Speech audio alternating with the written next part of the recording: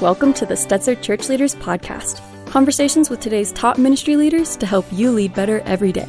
And now, podcasting from the Wheaton College Billy Graham Center in Chicagoland, here are your hosts, Ed Stetzer and Daniel Yang. Welcome to the Stetzer Church Leaders Podcast, where we're helping Christian leaders navigate and lead through the cultural issues of our day. What a cultural issue, anyway. My name's Daniel Yang, the director of the Church Multiplication Institute, and we're glad to have with us today Daniel Darling. Daniel's the director of the Land Center for Cultural Engagement at Southwestern Seminary, and he's the host of the popular podcast, The Way Home. Daniel served in churches in Illinois and Tennessee, and he's also a best-selling author of several books, including The Original Jesus, The Dignity Revolution, and A Way with Words, using our online conversations for good. But before we hear from Daniel, let's go to Ed Stetzer, editor-in-chief of Outreach Magazine and the executive director of the Wheaton College Billy Graham Center. Oh, we're going to have a conversation today. I've known Dan for a long time. I never called him Daniel before, but we can call him that. That's Daniel. Anyway, so we're going to talk some about social media, about how pastors and church leaders should address kind of church members who go, I don't know how to describe it, rogue on social media. I also want to talk about Dan has written books, The Dignity Revolution, A Way with Words, and I want to specifically sort of press in on the question of winsome. I've heard winsome's not going to work anymore. I've heard we moved away from winsome. We're done with winsome. So we got lots of conversation to have with Dan Darling. I think you'll find it helpful. We want to remind you can check out extended portions of some of our interviews at ChurchLeaders.com/plus. And if you're enjoying the interviews, and I know you do, people tell me, oh, this is a podcast, I love this, but they don't leave reviews. But reviews are how other people find this. So thank you for listening. And if you're listening, this is your opportunity to put a review, unless you don't like Dan Darling, and then do the review in the next episode. All right, let's move on. So, all right, we're talking about using online conversations for good. Not an easy thing. So let's talk a little bit about how to, because it seems that it just goes quickly. It's not long before someone's using, Hitler, or someone's calling someone a Nazi. And it seems like every social media disagreement leads to disparagement and disruption in relationships. So what would you say to people who believe such discussions are just not held online at all, just better held in person?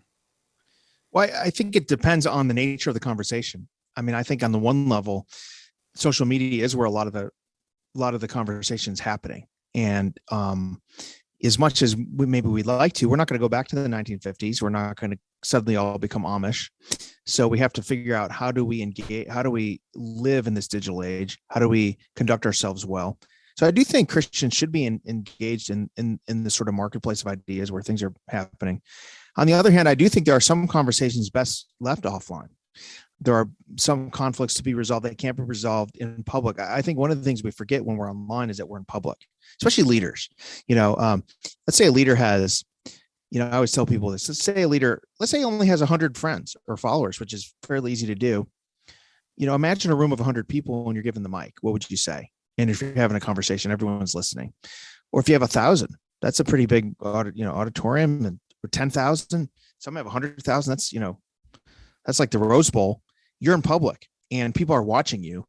So as a leader, I think you have to think through not just what you're saying, but how you're saying it, because people are watching you. And the thing with leadership is that people will do in excess what leaders do in moderation. So we're modeling for the people watching us how to conduct ourselves. And so I think we have to think about all those things when we engage in these spaces. Okay, let's talk a little bit about it. I'm actually on your social media right now. And of course, this is pre-recorded. It's not a live program. So this is from your social media days ago, depending on when we release this. You actually just called out deliberate disinformation from President Biden when he talked about, he did give some misinformation about Roe v. Wade. Mm-hmm. You told someone happy birthday. You talked about, do we really want Supreme Court justices harassed at restaurants? Now, our audience is pastors and church leaders. You and I are public commentators. Mm-hmm. So what would your advice be to tweet like you?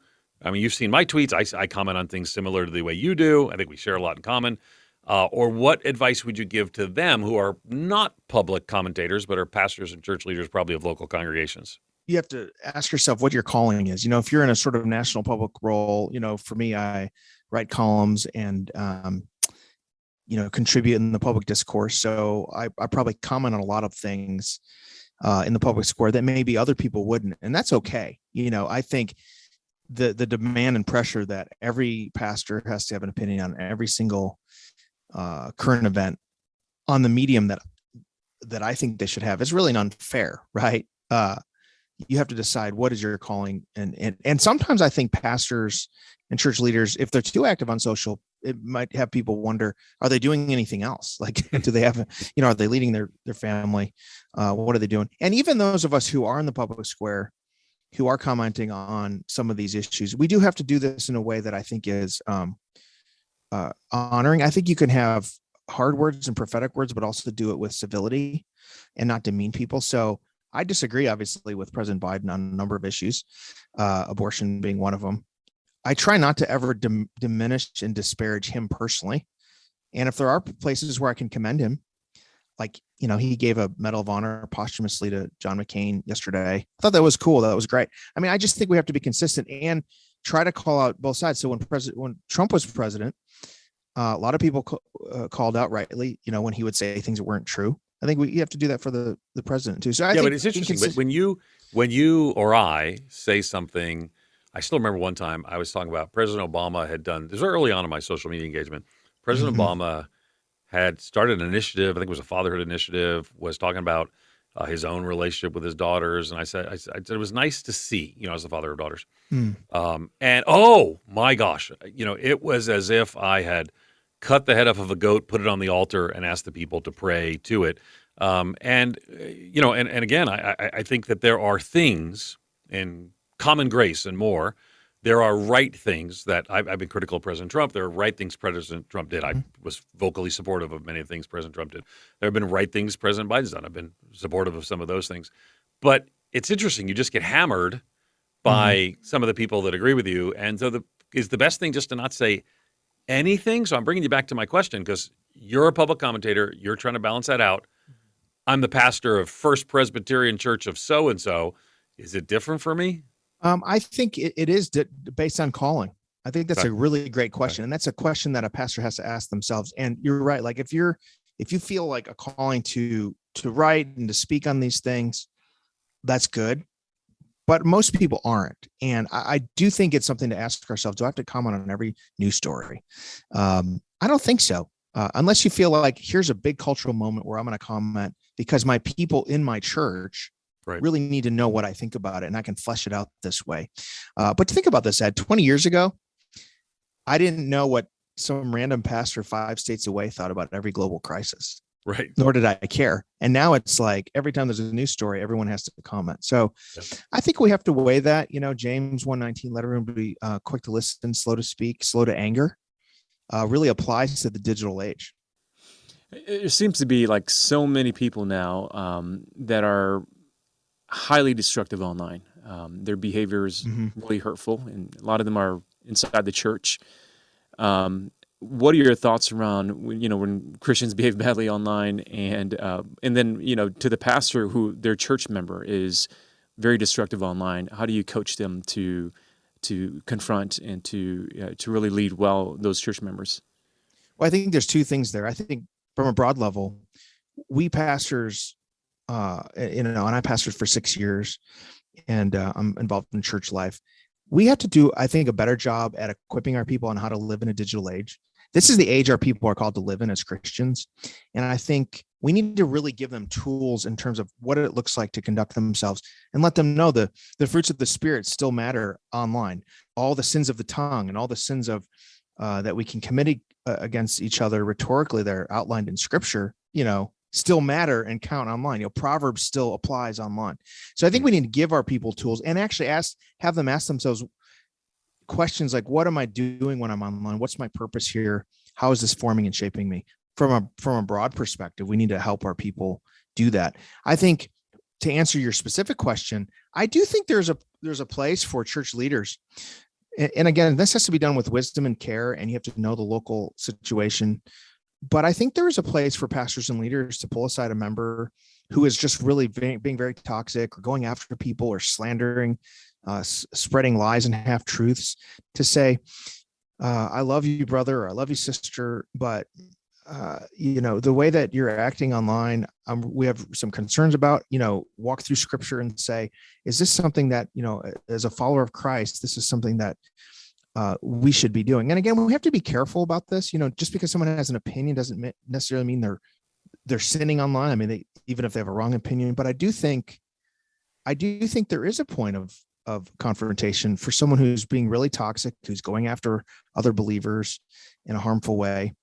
I've had to, confront people that were spreading lies and posting stuff about organizations I worked for and just said, hey, this isn't true. And I don't think you should be posting that. So it's a delicate situation, but I do think there's a place for that. Yeah, delicate. I mean, is probably the right word to put it. But I also think that two things I really found helpful in A Way with Words, using online conversations for good, your book, is the call to do better. And I think too, you even reminded us a minute ago, I think pastors and churches need to be teaching and preaching on this. I mean, people spend hours upon hours online. And I think we need to bring that online engagement under the lordship of Jesus Christ, really, and I think in the accountable community with one another. So, for me, as someone who serves, sometimes I transitioned from a church where I was the interim, and somebody was watching the live stream of the new pastor. Since I've done this 3 or 4 times, you can't figure out who it is, and they were just being critical. Oh, I really don't like this person. And actually, in this case, they said something positive about me and negative about the new pastor. And so I just was on the chat and I said, hey, why don't you just go ahead and keep praying and being encouraging for the new pastor? Of course, they immediately deleted their comment just because I replied to it. But who in the world says that? I mean, would we blurt this in church? Yet something about the disembodied nature of online communication causes that. And another situation, different person, this was actually at Moody Church. I actually encouraged a small group leader, so women's small group leader in this case, and to reach out to a person in the small group and just talk to them about, these online posts I just don't think are helpful. And the person received it. And I was so thankful that the person received it, and the Lord was honored by it. And they just, for them, what they literally said is, well, I didn't think anybody read it. Well, which is a fascinating thing. I mean, it's social media. It's not your diary. It's social media. Mm-hmm. So, okay. So, but here's the thing. Not everyone likes to receive a critique of their social media. It's like, well, I could say anything I want. I'm in a free country, whatever it may be. So how would you encourage, well, one thing is, let me just say, you could give away with words to somebody, but yes. How would you encourage that pastor or church leader, in addition to giving away with words, to approach somebody or have somebody approach somebody? What would be, you've been a pastor, you until just recently serving that role, will probably again, how do you nudge that conversation along? That's a great question. I think a lot of it is dependent on the kind of capital you have with somebody. And one of the things I try to tell people is the quality of our offline life will determine the quality of our online life. So if you have a healthy offline life, healthy accountability, people in your life who can confront you, that can shape your online life. One of the things, one of my sort of rules is that when someone's acting really crazy online, like going just insane and tweeting or posting stuff that's just berserk or nasty or mean, I'm really nervous, and I want to ask the question, what is going on offline? Something's going on in their life, because it seems like online engagement in some ways can be an escape or a fig leaf for some things that are going on offline. But in terms of confronting someone, I think if you have a relationship with them, I think it's okay to say, look, man, I really appreciate your ministry. I love what you're doing. Some of the ways that you engage online, I know you don't mean to do it this way. I don't think you mean for this, but this is kind of how it's being received. This is how it's being heard. This is what people take from that. I think most people will come away from that and say, man, I didn't even realize that. Ed, you did that to me a few years ago. You texted me a few of my tweets and you said, man, this is like a little bit over the top or whatever. And it really set me back. I was like, he's right. Because I think everybody down deep knows, am I doing this right? Or am I going too far online? And if someone can come and say, man, I just don't think the way you did that was good. Most people will receive that. Now, there are always people that, like Proverbs calls it, are fool that don't take instruction. And then obviously there's a deeper problem there. But I think as brothers and sisters, the Bible says to provoke each other to love and good works. I think that's part of it. The online space is not some separate like sphere that is exempt from all these rules of, biblical discipleship. I may have received a few texts from Ed from time to time too. About social media. Ed and the Holy Spirit. But I would say in both cases, both received it well, and didn't necessarily agree, But I think that's a key thing. And part of the reason is because people have texted me about my social Sure. media.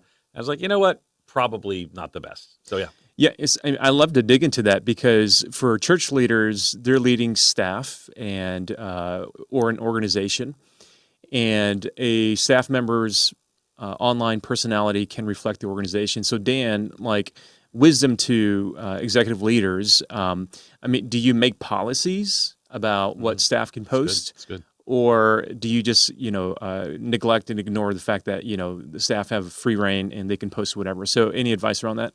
See, I think staff, you can have policies. Now, every staff's going to want to do that a little differently, and some will have more freedom and some will have less. Depends on the nature of your organization.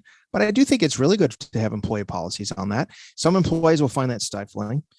I think a lot of employees will find that comforting to say, okay, this just gives me the parameters that I can swim in. I think especially for churches, and one of the things I think about churches is that, we've said for 20 years that the website is the front door of a church now, right? Instead of the lobby, it's the website and possibly the pastor's sermons, right? Those are the first engagement you have with the church to kind of judge them. I also think the staff social media, particularly the senior pastor, is a front door. Because a lot of times folks will go online and say, oh, let me see this guy. Sometimes they're not online at all, which is great, sometimes refreshing. But if you go online and you see the pastor and he's ranting and raving all the time and he's out of control, I think it's a turnoff. I think it can hurt people from coming in the front door. I think if you work for an organization, in some way you're representing them, right? So you think, well, I'm just the children's director. I'm just the worship leader. If you have that organization in your bio, you're representing them in some way. And, we're not individual people. We're part of a community. And I think we have to think about that. Yeah. And I would be of the view that even if you don't have the organization's name in your bio, you're still representing the organization. And a little tricky for me because I was in charge of our social media at Lifeway. And, we had, I think at that time, there were, over the course of a year, 7,000 employees who got a W-2 or whatever from Lifeway. And I got to tell you, I wasn't the social media police. People had a broad ability to express their opinions, but there are some things you just don't want people to be, things that are contrary to the scriptures or things that are mean or wrong. I mean, and so I do think that a lot of pastors are sort of struggling. And this is a conversation I had just last week, and one of the pastors at this meeting said, well, I think, people can post what they want on social media. We can't tell them not to. And I said, actually, you can. The question is how might you respond to that? What are the consequences? Is it we want to talk about this and let's do differently, or how we're going to represent ourselves? Or is it a separation, which it can be? People have lost their jobs because of social media. So, all right, with all that being said, there are some obvious mistakes and things that people want to avoid, maybe even some not so obvious mistakes. Because one of the things I've encouraged pastor church leaders to do is to have a social media discussion with their staff to actually say, this is what's good. Don't become a distraction by taking us off mission in this way. I actually have a little protocol that I've used. So what are some mistakes that you see that pastors can communicate to people, or maybe themselves can avoid making when it comes to social media? Obvious or not so obvious mistakes? Well, I think there's a few. I think one, even when we do talk about cultural and political issues, again, as I said, not making it personal. So you can speak out on issues if that's, obviously allowable under your church's social media guidelines or your organization's. Speak out on issues, but just understand always when you're doing that, you're representing not just you, but the organization. So I think that one is really important. I think number two, trying to resolve conflict online, interpersonal conflict that's within the organization. I see this happen from time to time, and I just think it's a bad look. So if you're having an issue within the organization, resolve that internally, resolve that not in public. I also see something too. I don't know if you noticed this, but got to be very careful that we don't put off the idea that the people we're representing as leaders, that we're embarrassed by them. So sometimes I see folks who work for evangelical organizations kind of do a lot of this sort of, can you believe evangelicals are so whatever, or the kind of constant. And it's like, man, those people pay your paychecks. And so I be very careful in that sense as well. Being overly nasty and argumentative, going really deep on an argument back and forth over really ridiculous things, to where people come away and say, man, like, this is not a good look for that organization to be doing that. So I think those are some common mistakes people make. If you're a worship leader at a church, you think, I'm just the worship leader. But man, you can embarrass your whole church online. Or if you're a staff member at a Christian organization, you can embarrass your organization. Or even taking political positions that are really far out there, right or left, that might be at odds with where the people you represent are, or you're maybe putting your organization in a position of having to take a position on that when they really don't, or that's out of their lane.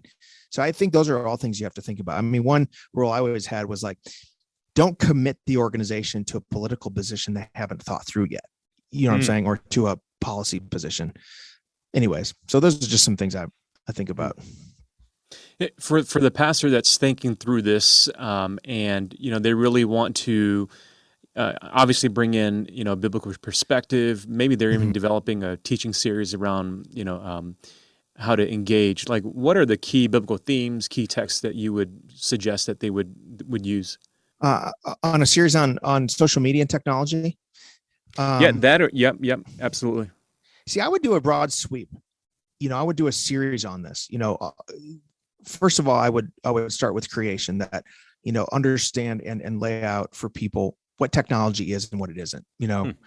We think technology is a laptop or a microphone or an iPhone, but really technology is just the act of taking the raw materials of creation and innovating. It's fulfilling the creation mandate that way. And then I would talk about how technology can be corrupted in a fallen world, asking ourselves, what is it doing to us? Not just what we're doing with it. And then also going through, I think would be really important to go through, especially some of the Proverbs and then some of the New Testament passages about what we do with our words. I think we sometimes compartmentalize and think, yeah, I would never say this to someone in person, but man, when I'm online, it's okay. And the Bible has a lot to say about what we say, and a lot to say about the shape of our words, and walking through that. And then I would talk about, I think there's a temptation in the digital age, because we have the phone at our fingertips. And I got this, I'm borrowing this from Jen Michelle, who's a great writer who lives in Toronto, who's written a few books, but she talks about how one of the first temptations of Eve was that you can be all knowing. And that's the temptation of the internet age, that I have this thing in my pocket and I can be all knowing. And really, we're not made as humans to be all knowing. We're made, only God was. We're finite beings. And so having people discern between what is a good pursuit of knowledge, the Bible talks about the pursuit of knowledge and wisdom is good, and what is kind of frivolous pursuit of sort of junk food information, being a busybody, as Paul says in the New Testament. And then the last thing I would say, I would go through the passages in the pastorals about Christian leadership. It's interesting to me when we talk about Christian leadership, and Ed, you and I have talked about this before, we typically look at the two that are the biggest. Can they preach? Can they teach? And then are they faithful to their wives? And both of those are important. But there's a whole lot of other character traits too. And those are all traits of temperament, not a quarreler, not a brawler, kind. I think leaders can be disqualified if they are jerks, if they act terrible online, or even in their, in their leadership. And sometimes we overlook those traits of temperament, and I don't think we should. Let's talk a little bit about the war on winsome, as I'm calling it. You've written, I would say, 2 books in the winsome space, if I could use the word winsome space. Certainly Christians in the Age of Outrage book I wrote is in the winsome space. Yes. Yet, we're hearing a lot of Christian leaders say, or maybe, I don't know if a lot's the right word, some Christian leaders saying, that's kind of a strategy of the past. We live in a world now, we got to punch harder, we got to punch back to the left, and we got to maybe fight our way forward, and I am oversimplifying, but I would say there's a war on winsome. That word, if you were to tweet right now, Dan Darling said, I think we need to be winsome as Christians, you'd get 50 responses saying, not anymore. So how do you respond to that? How should we think as pastors and church leaders about winsome words online and beyond? Yeah, the war on winsome is like the war of 2022. I think on the one hand, there is a point to be made that we are in an age where there's increasing hostility to Christianity, Orthodox Christianity. And so it's wise to be aware, to know that simply being kind and being nice and being thoughtful will not always gain us an audience that maybe it would have a generation ago. So I think there's something to be said there. On the other hand, when I look at the New Testament and I look at all the exhortations toward the fruits of the Spirit, these were written by men who were sent to jail for preaching, right? Paul is writing to Timothy from prison saying, yes, Timothy, fight for the things that matter. Be courageous. Stand up for what you believe. Jude is saying earnestly contend for the faith. And yet Paul is also saying, don't be a quarreler. Don't be a brawler. Be kind, be humble, understand that you are sinners saved by grace. Paul, before he tells Timothy to stand up against false teaching, make sure Timothy understands, humility and all that kind of thing. And Paul is saying that, this is the Apostle Paul saying this. And he's no shrinking violet. And then you think about Peter. Peter says, have an answer for every person for the hope that lies within you, but do it with gentleness and kindness. And this is Peter, the apostle, who said, I'll obey God rather than man, went to jail. He's the one that was willing to, pull out a sword and cut off the guy's ear, for heaven's sake. So I just think it's funny that we think somehow we're more courageous than Peter and Paul because we had a really strongly worded tweet. That somehow, yes, the apostles said to be kind and winsome and courageous and show the fruits of the Spirit, but those guys don't know the era we're in. I mean, are we in an era that's harder to live as a Christian than the first century Christians? I don't think so. So I just think it's really kind of a false choice, between civility and courage. I think we can do both of those at the same time. So many of pastors and church leaders are dealing with their church members finding wrong sources of information online. And that, sometimes that comes from Christian sources, whether it's a discernment blogger or whatever. And what is your advice to church leaders around helping church members better discern sources of information? Well, that's such a great question, because that's the question of the hour, right? There's so much information coming at us from, we're in an age where information is deregulated. There's good and bad things. The good thing is, you don't have the same three news organizations controlling the information. I think it's also good for marginalized voices now have a chance to speak. But at the same time, there's so much information and there's so many sources. How do we know what's right and true? I do think we need to teach our people discernment on the one hand of discernment is basically choosing between what is good and beautiful and true and what is not.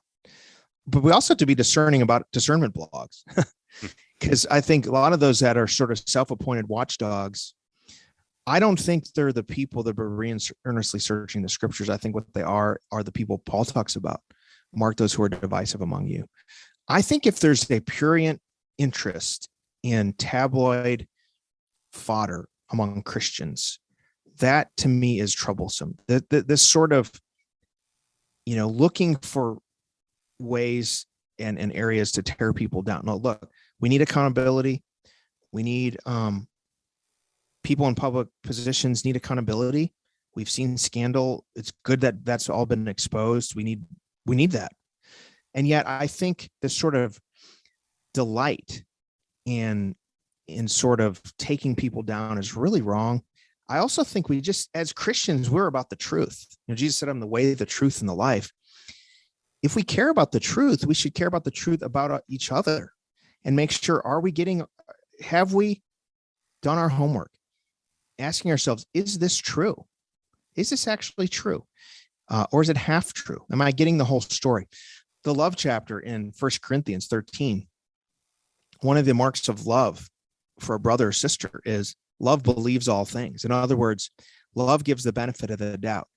Now, we shouldn't be naive, right? There are bad people. There are scandals. There are people Christians that do wrong things, but we should give Christians the benefit of the doubt to think, okay, Tim Keller said this. I'm not going to assume malice on his part based on one tweet that I misread. let me give him the benefit of the doubt. Or Ed Stetzer said this, I'm not going to assume malice on his part. Let me give him the benefit of the doubt instead of just running with this sort of, he's a false prophet or he's a whatever. I just don't think that's healthy. It's not the way of love. It's not the way of Christ. We do need public confrontation. I mean, there are times where Christian leaders fall into heresy or have false teaching. That has to be confronted. But I think a lot of times what passes for watch bloggers and discernment blogs and all that stuff is really just sort of the Christian version of tabloid, like walking in the supermarket aisle and seeing those trashy tabloids. And I think we should avoid that. I think Paul is saying that to his young proteges there in the pastoral epistles. Yeah, as we're wrapping up here, Dan, just not asking you to predict the future, but as you're thinking about the future of the church, like, what do you think the online conversations, where we're trending, what's your hope? What would you like to see happen here? Well, it's hard to predict where it's all going to go. I don't think we're going to put the toothpaste back in the tube. I mean, I think the online community is here to stay, for good or ill. I am always positive, though. I'm a glass half full guy, and I do think, in spite of all the division and disunity that we see, that is very disheartening and I think hurts our mission. I do think God is at work in the world, and I think Christ is building his church even in this age. And, if we're willing to look and see what the Spirit is doing. And I think it's easy for us to become cynical. We see the scandals, we see the bad headlines, we see the nastiness online. But then what happens? I go to church and I talk to local Christians in my church, and I realize they don't know the last 15 controversies that happened online. They're just faithfully serving in their communities, putting their yes on the table, trying to raise their families for the Lord. And so that's what gives me hope, that the kingdom of God is built mostly with ordinary people. There's a few of us that have books and headlines and bylines and podcasts and all that. And that's great. I'm grateful for that. But for the most part, the kingdom of God is built with ordinary people that, will never be known outside of their local community. And that's what sort of gives me hope for the future of the church. That's a good word. You've been listening to Dan Darling. Be sure to check out his book, Away with Words, Using Our Online Conversations for Good. Thanks again for listening to the Stetzer Church Leaders podcast. You can find more interviews as well as other great content from ministry leaders at ChurchLeaders.com/podcast. And again, if you found our conversation today helpful, we'd love for you to take a few moments, leave us a review that help other ministry leaders find and benefit from our content more easily. We'll see you in the next episode. You've been listening to the Stetzer Church Leaders podcast. For more great interviews, as well as articles, videos, and free resources, visit our website at ChurchLeaders.com. Thanks for listening.